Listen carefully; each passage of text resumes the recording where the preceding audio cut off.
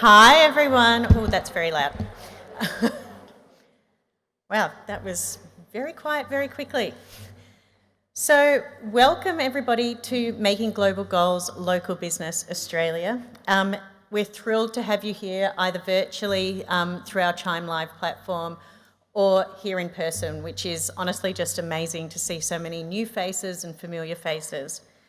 This event has been more than 18 months in the making. We postponed it twice last year, obviously due to COVID, and we were determined to have it face-to-face so that we can have that really great interaction between each other, but also with our speakers and panellists and facilitators. So thank you very much for making the effort to be here face-to-face. The postponements last year were obviously due to COVID-19. And, you know, it's been a challenge adjusting and jumping around and deciding how to do things and what date to book in. So I feel very fortunate that we have gotten to this point today.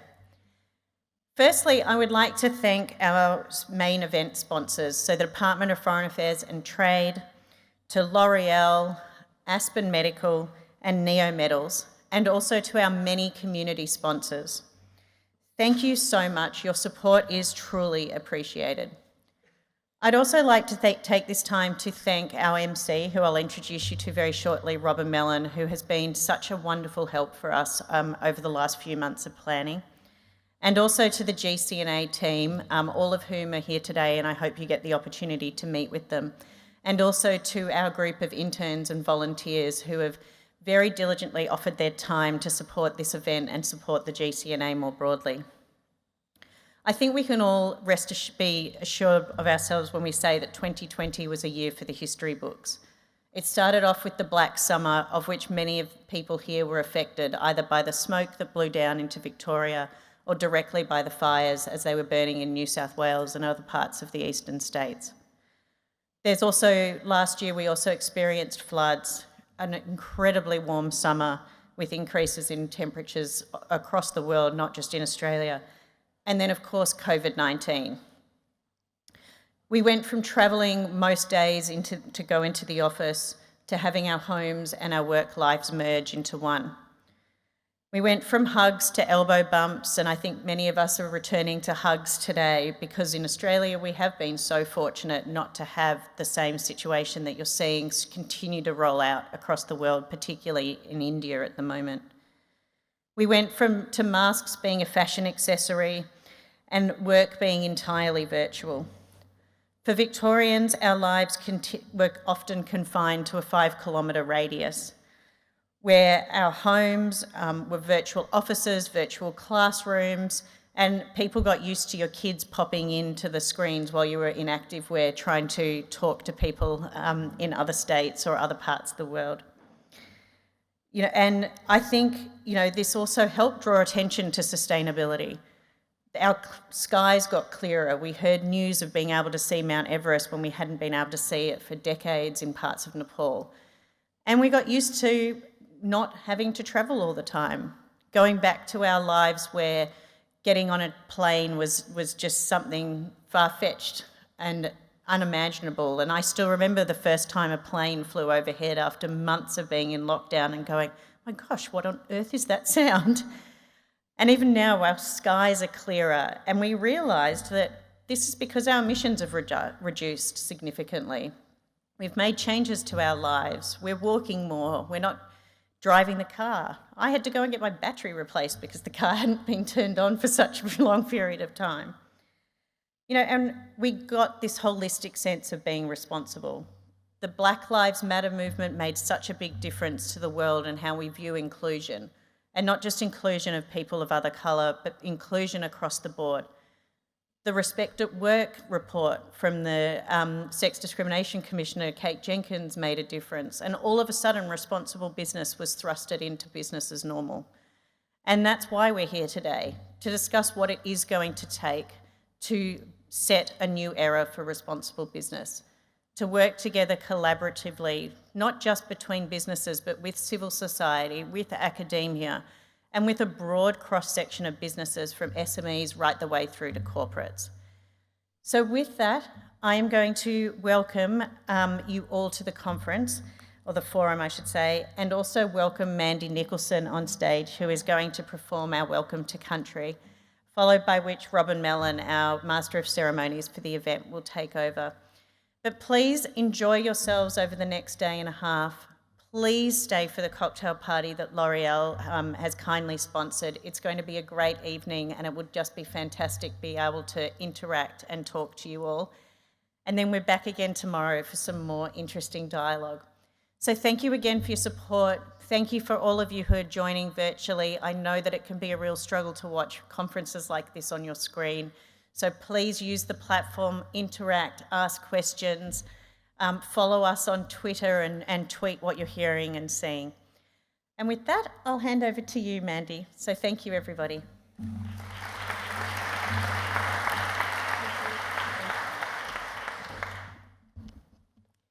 Biladun yan wangat naranik Mandy, waranjeri wilamik waranjeri balakut, mundanai murup kelar pirang, mundanai kiripik, mundanai lalalba gugung nugulik, mundanai liwik blok nugulik. Ba jajawrang ba nyurailamurang ba German. So my name is Mandy Nicholson. I'm a Wurundjeri woman, a traditional custodian of Naarm, of Melbourne. And does anyone know what Naarm means? Thought I'd throw it out there. It means scrubland. So basically what we're trying to do is we're trying to reclaim this area that we call Naarm, now that it has buildings in it, and take it back to the way it was before the buildings were built. So what I said in my acknowledgement was I embrace the Spirit River, the Birrarung, the Yarra River that flows through the heart of Wurundjeri country. It's just like the blood in your veins keeps you alive. I also acknowledged all of my elders and all of my ancestors. And I do acknowledge the same elders and ancestors that are watching virtually around Australia and internationally, because we have this connection to country that is something that is really hard to explain, but I've attempted to do it in a way that we connect to country in a spiritual way rather than a physical way. So I'm here to welcome you to this event, but I'm not really here to welcome you. If that makes sense, that sounds funny, but it does make sense when I explain it. So when we do our smoking ceremony, so we're having a virtual smoking ceremony right now, so you can see all the smoke blowing up, smoke blowing, blowing, blowing. So what the point of a smoking ceremony is you've got the gum leaves on that embers, the embers of a fire, and the smoke created, the white smoke that comes out of there, it's got healing properties in it from the oil within the gum leaves. So that's the smoke that you breathe in, you embrace it, you cover your body with it. And it basically gets rid of all the bad spirits or bad vibes that you might be bringing to a different person's country when you're visiting. So the verbal welcome obviously hasn't got that fire, but imagine that virtual fire going. Because you're all here from different areas, but you're here gathered in Naarm today for a really important purpose. And as was mentioned earlier, the world started to heal itself. We could see, where was it, Venice? We could see dolphins and fish. We could see the Himalayas. We could see mountains. It was a hard, brutal time for people and people working in business as yourselves. But on the flip side of that, the world was really loving taking a breath. So what I try to do and try to educate people about is I'm doing my PhD at the moment, and it's about being on country, off country. And what that means is people that don't live on their traditional homelands, how do they connect to country and how do they connect to their culture? So a question I wanted to throw out to you guys is, wherever you live, do you know the traditional custodian or the language group name of where you live? That's just a throw out there question, but leave this conference, go home and look up which language group you live on, area that you live on. Because in Victoria itself, there's 38 different languages, and that's a heap for a little state. And does anyone know the answer to this question? How many of those 38 languages are spoken fluently? None. So the little bit of language that I spoke is something that I had to teach myself. So it takes one person with that passion to take something forward, because I grew up with no language. I had to learn myself as a younger adult, And now I'm teaching my girls, I'm teaching my community, and we're empowering ourselves. So when you guys in the world of business want to create change, a really good first step is to create relationships with the First Nations people. We are the original scientists. We are the original ecologists. We are the original manicurers of country.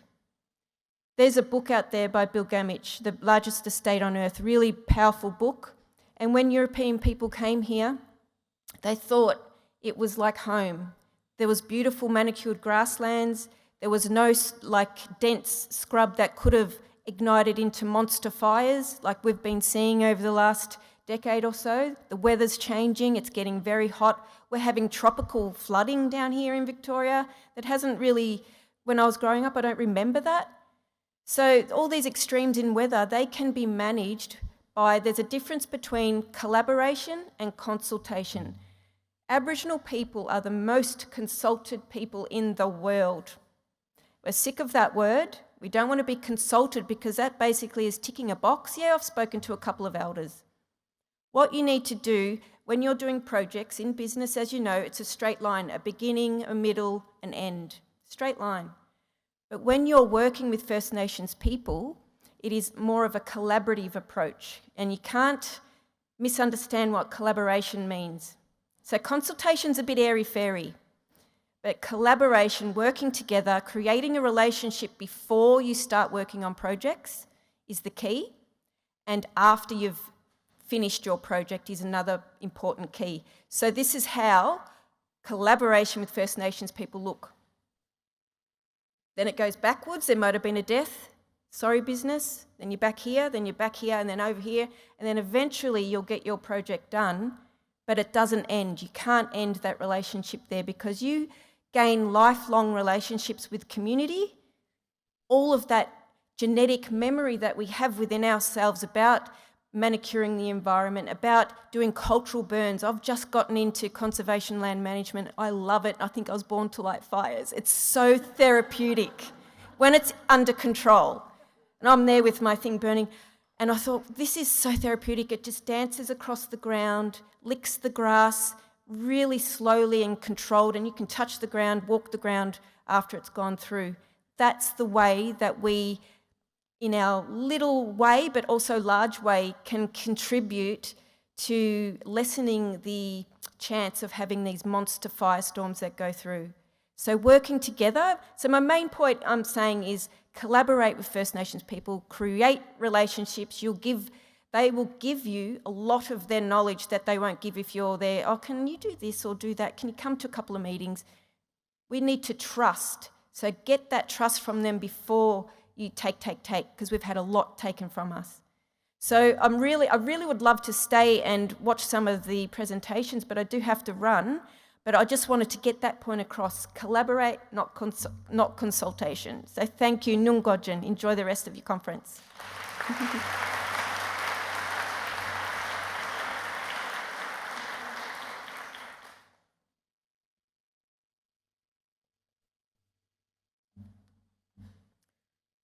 Good afternoon, everyone. Thank you, Mandy, for that extraordinary welcome to country and the thought of this country before buildings alone, but the thought of true collaboration and creation is, I think, a really good foundation stone. It is magnificent to see so many people around the room today, and of course, to know that everyone is joining us online from around the country and from around the world. I've made my way here from Sydney to Melbourne by electric vehicle, so 900 kilometres with zero emissions, as some of you may have seen. But I'm going to want to know what new initiatives and technologies each of you are going to commit to by the end of this event, and I will be asking you. By the way, I promise not to bore you witless about electric vehicles unless you ask me, and then all bets are off, trust me. This is more people than I've been in a room with for quite a while, and I will say it feels wonderful, not least because we're gathering to talk about some really important issues. And so as we start these 2 days of event, I just want to take a couple of seconds to consider the question, Why do we gather? Why do we gather? As the author of The Art of Gathering, Priya Parker, would say, there is a definite art and a range of reasons that we gather. To learn from speakers, of course. To learn from each other. As Franz Johansson would say, the Medici effect comes into play when we look at people from different sectors and different backgrounds and different experiences. To celebrate, we certainly gather to celebrate achievements, collaborations, surviving 2020, fitting into 2019 pants again, that sort of thing.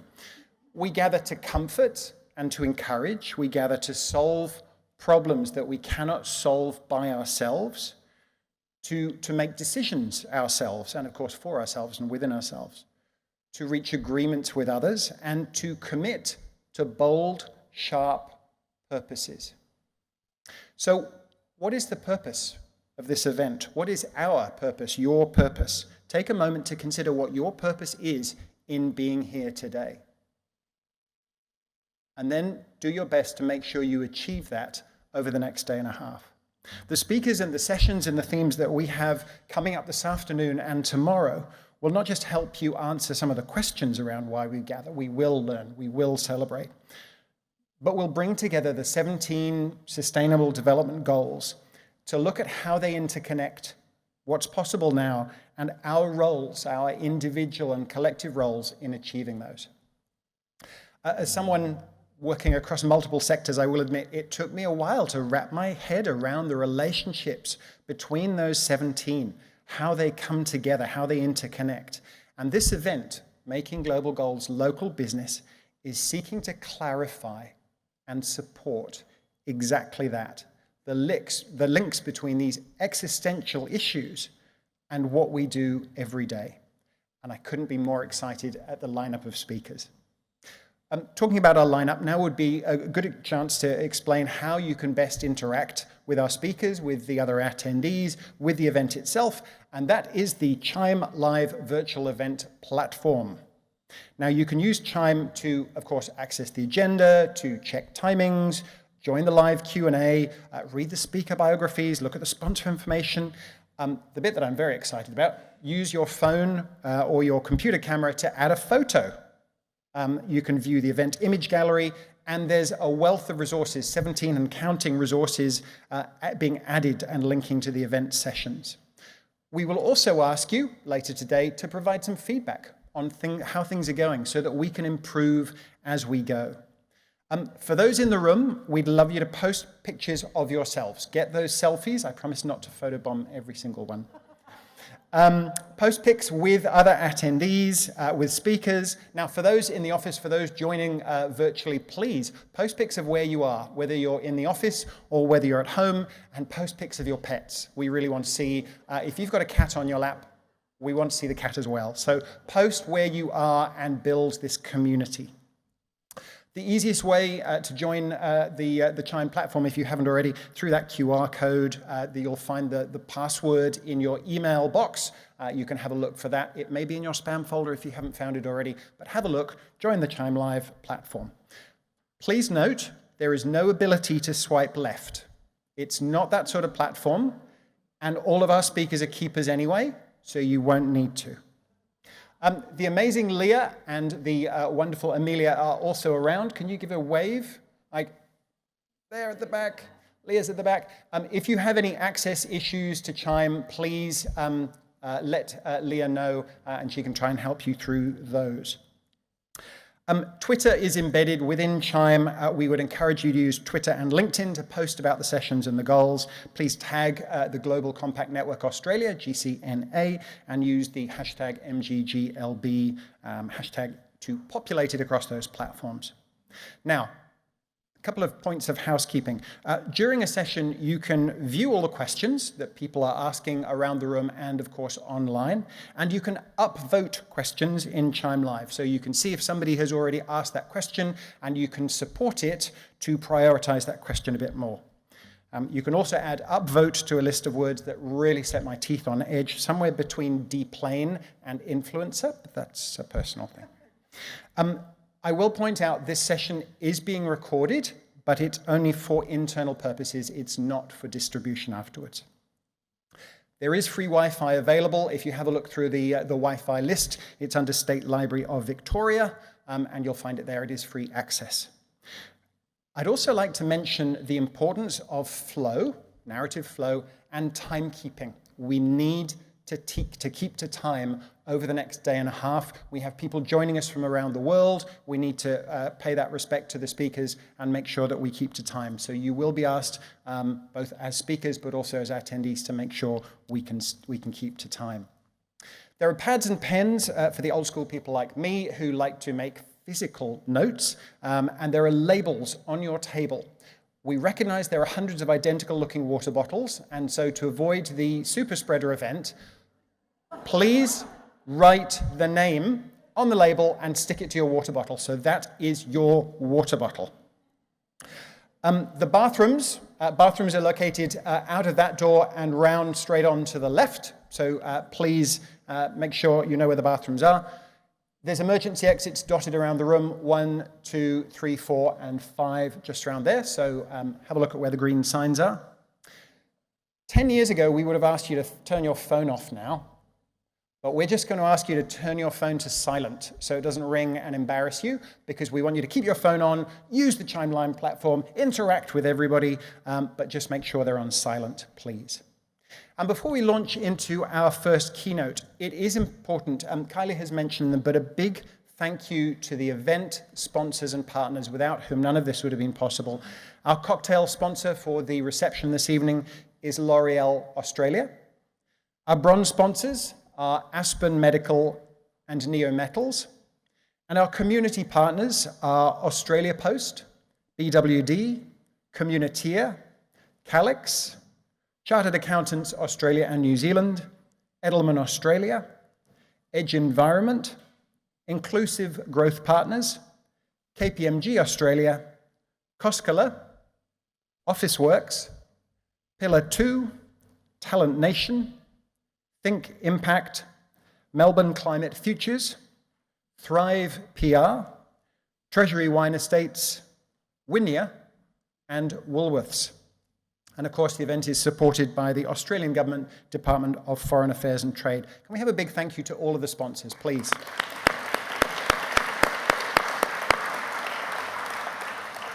Thank you. I know many of them are in the room, so we really do appreciate it.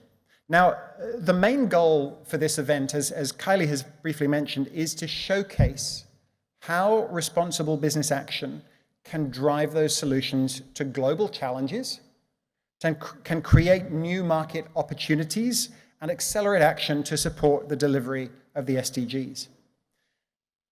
And importantly, not just the SDGs in their silos, not just working in isolation, but making those connections. As I said, that Medici effect, looking from one to the other. So connecting number 1, no poverty, with number 7, affordable and green energy, and looking at how you can connect those across. We are standing, as Kylie mentioned, at a key inflection point where radical, ambitious, and decisive actions are necessary to change our trajectory. A personal note from me to end on: the next 2 days are your opportunity to create meaningful transformation. Not just globally, but within yourself, as well as action during this decade to deliver. So, my motto for the next 2 days: no passengers, only participants. This will have to be a deliberate decade to deliver. And now, in the words of the prolific poet and philosopher Pink, let's get this party started.